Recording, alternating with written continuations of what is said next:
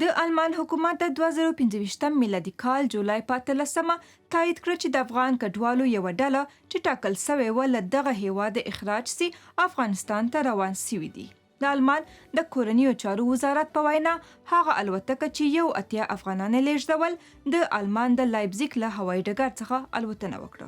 ولې المان د طالبانو لخوا د افغانستان د کنټرول له ترلاسه کولو وروسته د افغانانو ایستل بیا پیل کړل. تیر کال د المان په منهایم ښار کې وروسته له هغې چې یوه افغان د چاقو په واسطه یو الماني پولیس ووژی، هغو هیوادونو ته د اخراج د پروسې د بیا پیل په اړه بحثونه پیل سول چې خوندي نه ګڼل کیږي.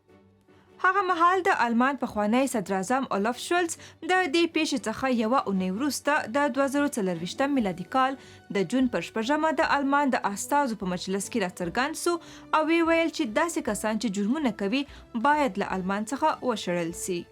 وروسته له هغې د المان حکومت بیا پریکړه وکړه چې مجرم پناه غوښتونکي افغانستان ته واستوي او د 28 افغان مجرم کډوالو لومړۍ ډله یې د 2024 کال د اګست په 10 له لایپزیګ څخه د قطر هیواد په منځګړیتوب په یوه الوتکه کې افغانستان ته واستول سول. له هغې وروسته دا دویم وار دی چې د المان حکومت د 80 افغان کډوالو یوه بله ډله افغانستان ته اخراج کړې ده. له دې سره د طالبانو له واک ته رسیدو وروسته افغانستان ته له آلمان د اخراج شویو افغانانو ټول شمیل 109 ته رسیږي. کوم ډله بیرته افغانستان ته اخراجیږي؟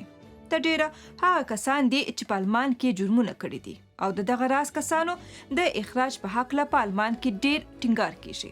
په دویمه کټګورۍ کې هغه خلک شامل دي چې د آلمان امنیت ته ګواښ پیښوي.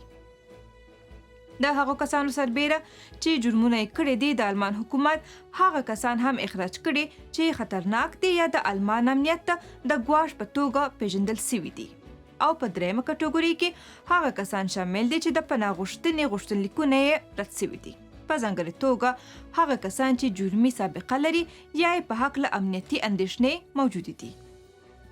په داسې حال کې چې د آلمان حکومت لا هم افغانستان کې د طالبانو حکومت په رسمیت نه دی پیژندلی، څنګه دغه راز اخراجونه ترسره کیږي؟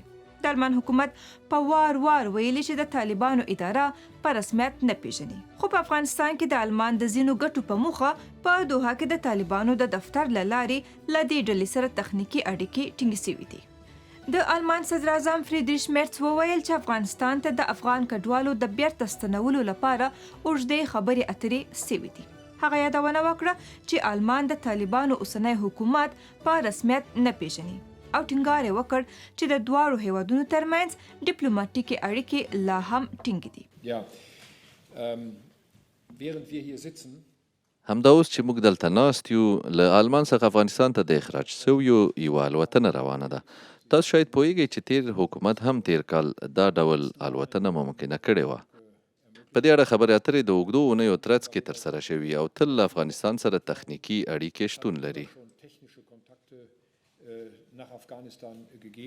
په ښکاره ډول قطر د اخراج شویو افغانانو په لیږد کې تقریبا کلیدي رول لوبوي او د اسانتیا برابرونکي په توګه عمل کوي.